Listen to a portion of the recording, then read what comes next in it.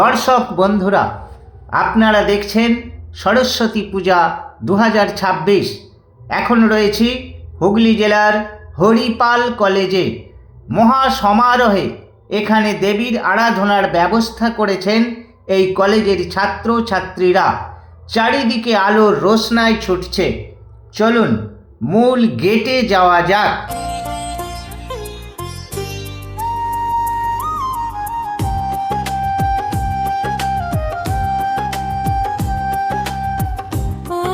সরস্বতী জানের আলোদা, অন্ধকার আধার দূরে সরা,